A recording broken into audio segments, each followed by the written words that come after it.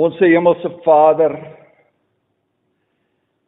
U oë deurloop die hele aarde om diegene kragtig te ondersteun wie se hart onverdeeld op U gerig is. Ons kom na U toe, Hemelse Vader, vandag met die belydenis dat ons volk in hierdie land, dat die mense in hierdie land se hart nie onverdeeld op U gerig is nie. En daarom kan ons nie U steun verwag nie. Ons kom na U toe teen die donker agtergrond van dit wat ons sonde is, en wanneer ons na U gebooie luister, van die eerste gebod rondom die afgode tot die laaste gebod rondom ons begeertes, is ons skuldig. Almal van ons. Ons moet saam met die profeet Jesaja uitroep dat selfs ons beste dade, selfs ons geregtighede is soos 'n besoedelde kleed voor U. Dit is die donker agtergrond. En dan ervaar ons ook U tugtigende hand in hierdie land. Ons ervaar, Hemelse Vader, hoe dat U, as dit U behaag, die reën weghou. As dit U behaag, vloede oor hierdie aarde bring. En dan, saam met al die ander pla en sosiale ewels en rampe wat ons tref, en waaronder ons gedurig gebukkend staan, moet ons bely, Hemelse Vader, dat ons is die skuldiges. En daarom kom ons hier by mekaar om onsself voor U te verootmoedig. Ons kom hier by mekaar in die naam van ons Here Jesus Christus, want ons het geen ander pleitgronde nie. Hy staan aan U regterhand en hy tree vir ons in ons swakheid. Dit is sy belofte. En dat U 'n genadige God is vir diegene wat na U toe kom in ootmoed. Dit is U belofte dwars deur die skrif. Dat U 'n God is wat naby is en nie ver nie. Dit is ook U belofte. En daarom bid ons vir die kragtige werking van die Heilige Gees in ons midde, hier waar ons vanmiddag in die naam van ons Here Jesus Christus by mekaar is. En mag sy woord dan nou tot ons spreek. Mag sy woord helder en duidelik tot ons spreek, en ons vra dat U alles sal wegneem wat skeiding maak tussen ons en U. Dat die Heilige Gees in ons midde sal werk en daardie kors rondom ons hart sal wegneem. Dat die Heilige Gees in ons sal werk en ons sal opwek tot geloof en geloofsdade wat sal getuig van die wonderlike genade wat ons in U het. Ons bid, Hemelse Vader, dat U dan ook daardie woord sal seën dwars oor die land. Oral daar waar dit in gees en waarheid gebring word, in die kerk van alle eeue, diegene wat die lig oor hierdie krom en verdraaide geslag moet laat skyn. Ons vra dit in die naam van ons Here Jesus Christus. Amen.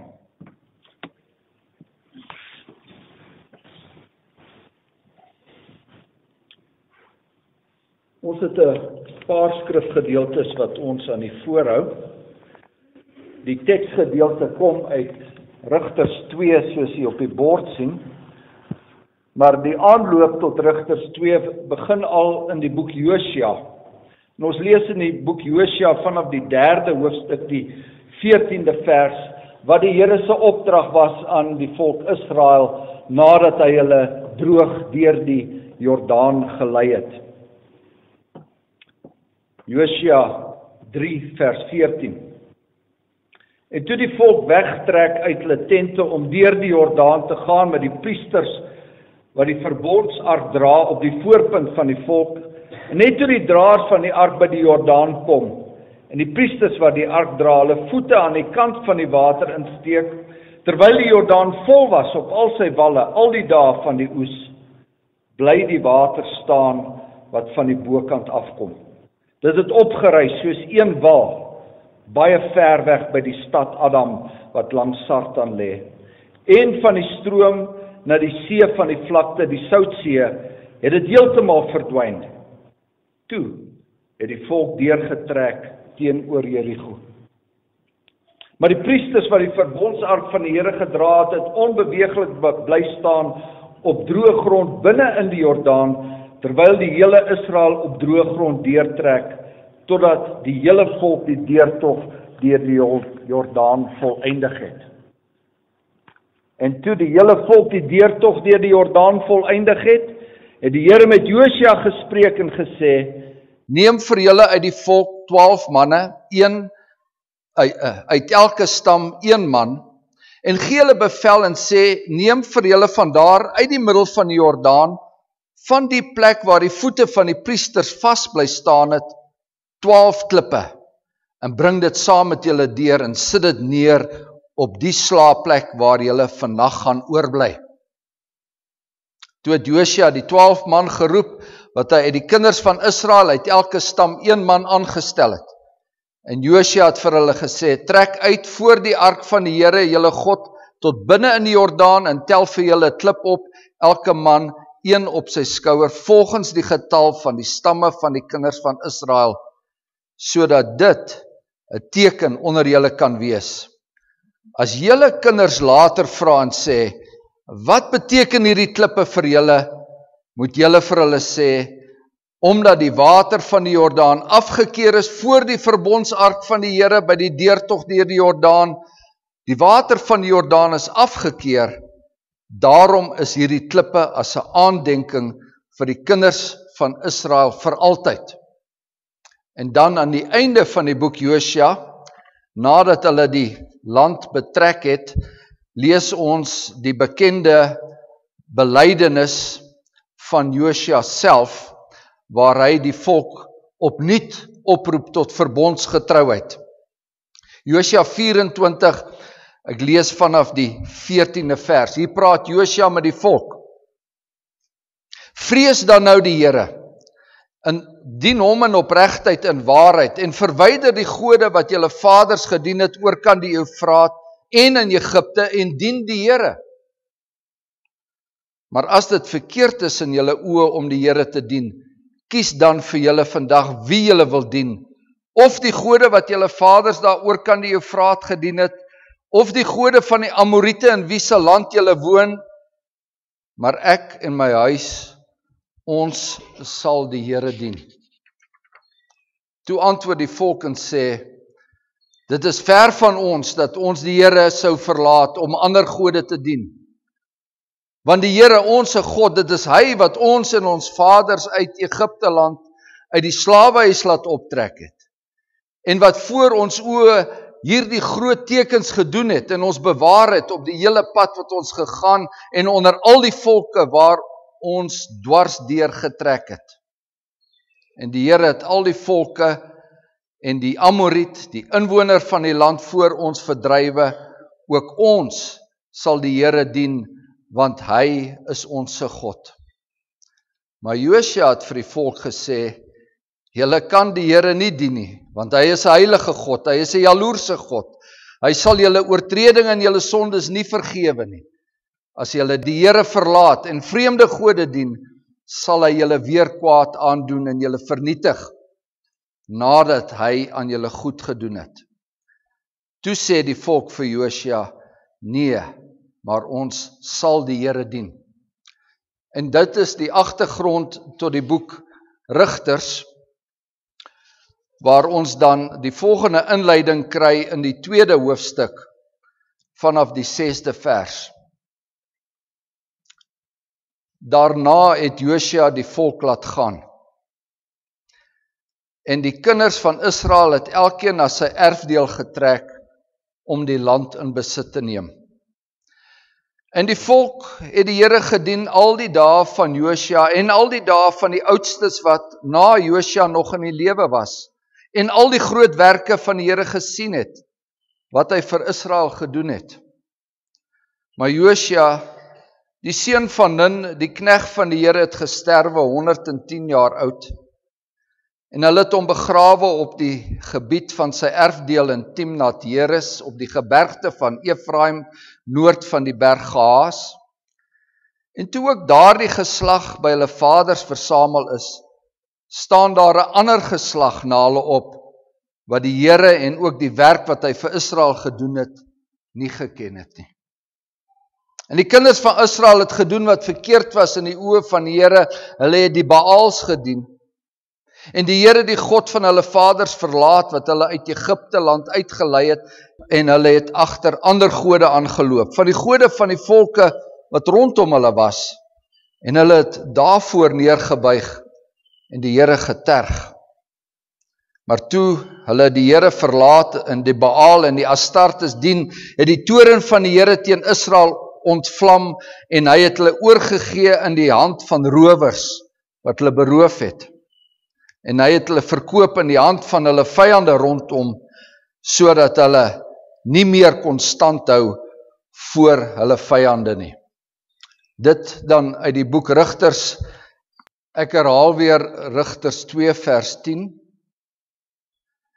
En toe ook daardie hele geslag by hulle vaders versamel is, staan daar 'n ander geslag na hulle op, wat die Here en ook die werk wat hy vir Israel gedoen het, nie geken het nie. Geliefdes, broeders en susters, geloofsgenote, ja, ons het nou al 'n bietjie afgestomp begin raak vir al die berigte rondom korrupsie in die land en die rampokkergees wat daar onder die heersers van die land heers. Veral die moord en die diefstal in die land, is al bietjie afgestomp begin raak. Maar tog het die beelde van die kriminaliteit van die studente in ons stede die afgelope tyd tog talle mense geskok. Daar word hard bespiegel oor die oorsake daarvan. Sommige mense praat van historiese ongelykhede, of die polisie doen nie hulle werk nie, die regstelsel is korrup, daar's nie meer dissipline op skole nie, en die regering, so lyk dit, kyk ander kant, terwyl al hierdie dinge gebeur, hulle stel nie belang nie. U kan seker nog baie ander byvoeg, redes en oorsake vir hierdie toestand. Maar as ek vir u sou sê dat daar 'n direkte verband is, 'n direkte verband tussen die plundergees wat hierdie land en ons mense so tuister, dat daar 'n direkte verband is aan 'n gebrek aan godsdienstonderrig onder ons as gelowiges en hierdie gebeure, as ek dit vir u sou sê, sou u dalk skepties reageer. U mag dalk selfs aanstoot neem. En tog is dit wat ons skrifgedeelte vandag doen. Dit sê, die misdaad en die diefstal, die berowing van die volk, en die geloofsvolk se magteloosheid teenoor die plunderaars, was die gevolg van hulle versuim om hulle kinders van die Here te leer. Dit was die direkte gevolg van hulle versuim om hulle kinders te leer om die Here lief te hê, om die Here selfs bo alles lief te hê. Ons lees vandag uit die boek Rigters. Dis daardie tyd in Israel se geskiedenis dat daar geen koning in die land was nie. En ek weet nie, dit klink al met klaar vir u bekend, 'n toestand van leierloosheid, ook in ons tyd. Die Rigtertyd, so lees ons, was ook daardie tyd toe elkeen in die land gedoen het wat goed was in sy eie oë. En as ons die begin van die boek Rut lees, en ons weet die gebeure daarin speel ook in die Rigtertyd af, dan sien ons, daar was ook droogtes in daardie tyd. Trouwens, alles wat volgens die Here se verbondsbepalings in Deuteronomium 28 en Levitikus 26 skeef kon loop, het in die Rigtertyd skeef geloop. Die land was oorgelewer aan droogtes, die volk was oorgelewer aan plunderaars. Hoe het dit gebeur? Die een geslag van Israel het gekom en gegaan, so sê ons teksvers, en toe staan daar 'n ander geslag na hulle op, 'n ander geslag wat die Here en ook die werk wat hy vir Israel gedoen het, nie geken het nie. Hulle het nie die Here geken nie, en hulle het nie sy werk geken nie. Hulle het nie 'n saak gehad met Israel se geskiedenis nie. Die Here se verlossingsdade was iets van die verlede. Die monumente en bakens van God se genade, die klipstapels wat Josua opgerig het, wat ons gelees het van, dit was vervalle en vergete. En die geskiedenis daarvan was nie meer oorvertel aan die kinders en die kleinkinders nie. En daardie kinders en kleinkinders het dit nie meer hulle eie gemaak. Reeds so ver terug as met die instelling van die Pasga, nog voor die Here hulle uit slawerny uit Egipte verlos het, reeds toe moes die vaders hulle seuns onderrig in die betekenis van die Pasga. Daar staan in Eksodus 13, jy moet dit jou seun op die dag vertel en jy moet sê, hierdie Pasga geskied ter wille van dit wat die Here aan my gedoen het, toe ek uit Egipte land uitgetrek het. En ook in hierdie selfde hoofstuk, as die seun sou vra, hoekom die eerstelinge van pa se lammeroes aan die Here afgegee moes word, dan moes die pa sê, die Here het ons deur 'n sterke hand uit Egipte, uit die slawehuis uitgelei.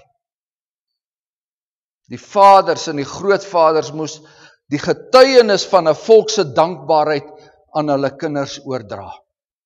Elke vader moes 'n persoonlike getuienis van sy dankbaarheid aan sy seun oordra. En wanneer die Here later sy wet aan die volk gee, wanneer die Here in sy groot genade onder daardie volk kom bly, by hulle kom tabernakel, dan sê die Here, hoor Israel, die Here ons God is 'n enige Here. Dit beteken dat hy die enigste is. Daar is geen ander God nie. Daar mag geen ander afgod wees nie. En daarom moet jy die Here jou God lief hê met jou hele hart en met jou hele siel en met al jou krag. En hierdie woorde wat ek jou vandag beveel, dit moet in jou hart wees. Hier word die paas en die maas en die oupas en die oumas aangespreek. Hierdie woorde moet in jou hart wees. Nie in jou verstand of in die Sondagskool handboek nie.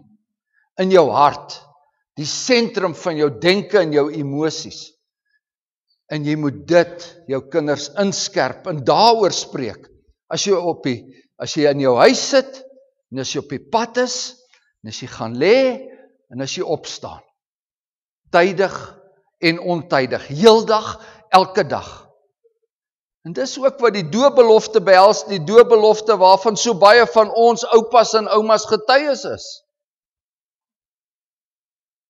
Ja, die Here weet ons is swak, agterloosig, vergeetachtig.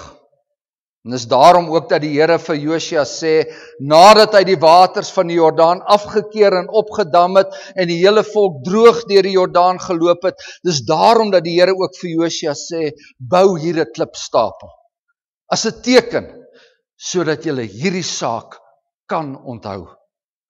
Sodat, en dis die belangrikste, as julle kinders later vra, wat beteken hierdie klippe dan moet julle vir hulle sê, die waters van die Jordaan is afgekeer. En daarom is hierdie klippe hier as aandenking vir die kinders van Israel vir altyd.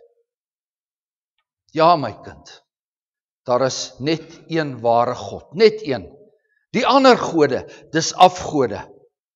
Kyk, wat het die Here vir ons gedoen? Nie net dit nie, ons was slawe in Egipte land, slawe van hierdie sondige wêreld.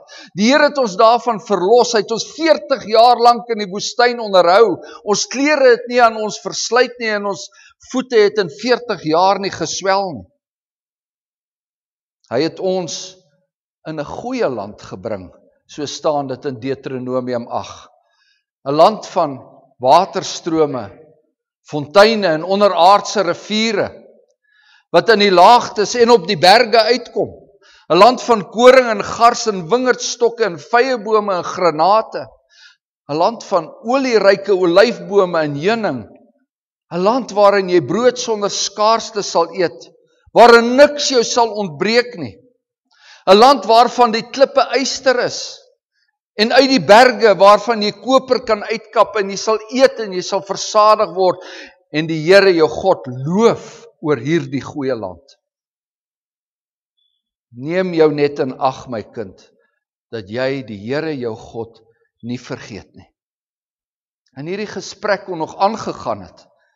Die vader kon sy seun gevra het, kan jy nog die 10 gebooie onthou, my seun, die 10 gebooie wat Moses ons geleer het, en die 12 seuns van Jakob, kyk of jy die name vir pa kan opsê.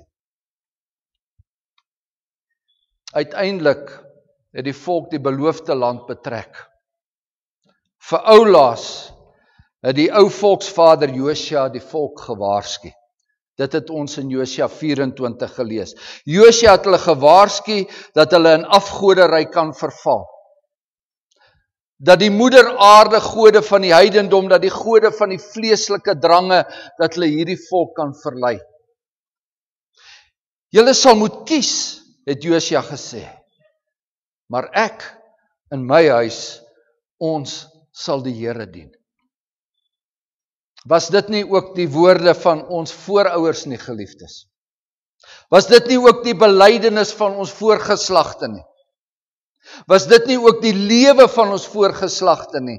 Diegene wat hierdie land leefbaar gemaak het. 'n voorgeslag wat geweet het dat daar 'n Here is, wat die Here van Bloedrivier geken het. Wat herken het, dat die Here hulle deur die verguising van die Anglo-Boereoorlog gedra het, wat herken het, dat die Here hulle deur die verskriklikste depressie en droogtes gedra het. 'n voorgeslag, wat 'n Christelike beskawing uit hierdie heidenwêreld uitgekap het. Hier in die Bosveld, hier rondom Tabazimbi, waar die klipstapels van die vorige geslagte nog staan. 3, 4, 5 gereformeerde kerkgeboue by net een dorpie alleen. Wat het gebeur, geliefdes? Wat het gebeur? Ons lees weer Rigters 2 vers 6. Die kinders van Israel het elkeen na sy erfdeel getrek om die land in besit te neem. Die kinders van Israel het gearriveer. Hulle het die land in besit geneem. Hulle het selfgenoegsaam geraak. Die kinders van Israel het hulle nut vir die Here verloor. En ons hoor weer eens die woorde van Deuteronomium 8. Neem jou in ag dat jy die Here jou God nie vergeet, sodat jy nie miskien eet en versadig word nie, en mooi huise bou en bewoon, en jou beeste en jou kleinvee vermeerder, en jou silwer en jou goud vermeerder, ja, alles wat jy het vermeerder, en jou hart hom dan verhef, dat jy die Here jou God vergeet. Die Here wat jou uit Egipte land, uit die slawehuis uitgelei het, en dat jy in jou hart dink, my krag en die sterkte van my hand het vir my hierdie rykdom beerwe. Neem jou in ag, want jy dink miskien dat jy die koning is, soos Adam en Eva gedink het. Hulle sal soos God wees, maar jy sal die slaaf word van iemand anders. Die slang in sy afgode. Die mens is immers geskape om diensbaar te wees. Uiteindelik sal hy of die Here dien, of hy sal Satan dien, maar dien sal hy dien. Plesier en seks en geld en goed, moeder aarde en die natuur, kos en drank, sport en afleiding, blue bulls en blue bull babes, altyd nog en altyd meer, nou loop ons agter die afgode aan. Die profeet Jeremia sê, my volk het die Here se heerlikheid verruil. Hulle het dit verruil vir dit wat geen voordeel bring nie. Verbaas julle hieroor, o hemele, en huiwer, verstyf heeltemal van skrik, spreek die Here, my die fontein van lewende water het hulle verlaat, om vir hulle reënbakke uit te kap, gebarste reënbakke, wat geen water hou nie. Is Israel 'n dienskneg, of is hy 'n bediende, wat in die huis gebore is? Waarom het hy dan buit geword? Dit het begin nadat die voorgeslagte by hulle vaders versamel is. En toe staan daar 'n ander geslag na hulle op, wat die Here, en ook die werk wat hy vir Israel gedoen het, nie geken het nie. Wat beteken dit om die Here te ken? Ons kinders in die gemeenskap ken seker die agmaaltafel. Daar's vandag kinders in hierdie gemeenskap wat op skool geleer word, dat Madiba die redder van hierdie land is. Dis iets wat op skole geleer word. Almal onder hulle weet seker wie Steve Hofmeyer en Snotkop is. Daar's baie van u wat seker al die gesiggies en die nommertjies op 7de Laan ken. My volk gaan te gronde weens 'n gebrek aan kennis, sê die profeet Hosea. Wat bedoel hy met kennis? Wat beteken dit om die Here te ken? Die Bybelse ken is 'n diepgaande ken. Dis nie net 'n feite ken nie. Dis 'n intieme ken. Dis die ken wat daar net tussen 'n man en 'n vrou kan wees. Dis die ken wat daar net tussen 'n baba en die moeder se bors kan wees. Dis die ken wat daar net tussen 'n jong seun en sy pa kan wees, daar waar sy pa se groot sterk hand sy klein handjie omvou en hom gerusstel en hom vertroue gee. Dis die Bybelse ken wat hier ter sprake is. Om die Here te ken is om 'n volksverlosser te ken. Dis om 'n persoonlike verlosser te ken en hom alleen lief te hê en op hom alleen te vertrou. En omdat ek die Here ken en omdat ek van sy reddingsdade wil getuig, omdat ek dit kan en dit wil doen, daarom sal ek met my kinders en met my kleinkinders daaroor praat. Of wie ook al die Here in hierdie land oor my pad gebring het, sal ek die feite kennis en die hartskennis met hulle deel. Tydig en ontydig. Want wat die hart van vol is, loop die mond van oor. Die ou bietjie Bybel by die skool of by die kerk is dan veelste min. Kom my kind, daar's nog ander klipstapels wat ek jou moet wys, daar's nog baie ander gebeure waarvan ek jou moet vertel. Geliefdes, 'n keer terug na die stelling wat ek aan die begin gemaak het. Het jy al gedink die feit dat ons hier en wêreldwyd uiterste klimaatsomstandighede beleef, verskriklike droogtes beleef?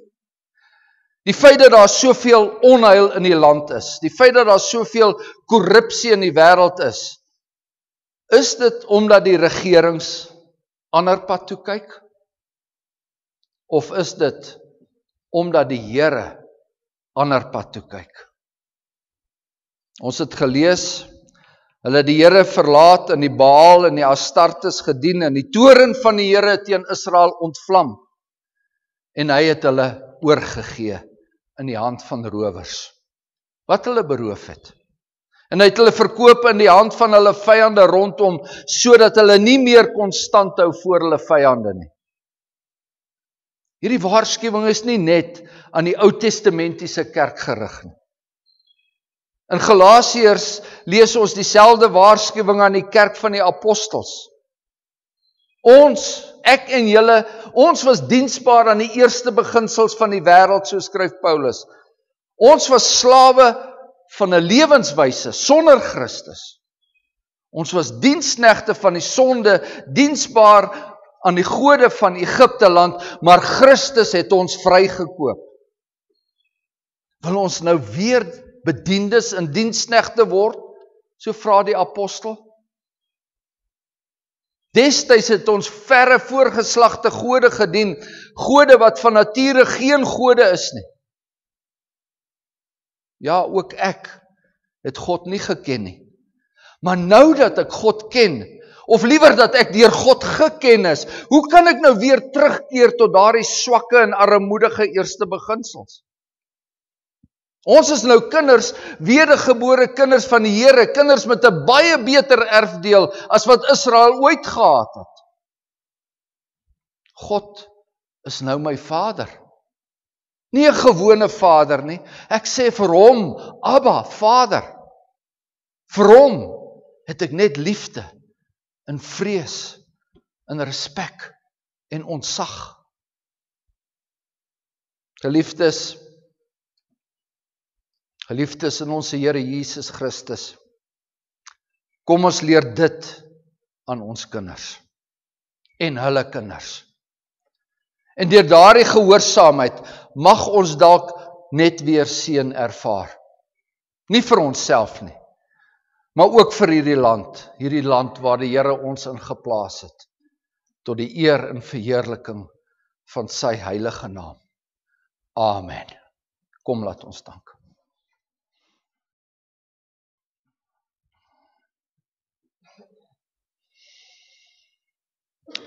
Genadige God en Hemelse Vader, as dit U wil is, dan kan U weer hierdie berge laat jubel. As dit U wil is, dan kan U die strome daar buite laat afkom van die berge af, en die riviere en die damme kan vol word. En ons kan weer geseën word, soos ons al in die verlede geseënd was, as dit U wil is.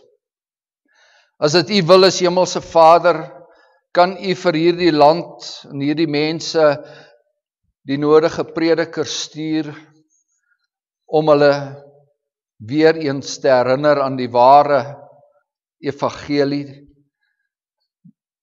Kan U predikers stuur om hierdie volk te voed met die onvervalste melk van die woord, as dit U wil is.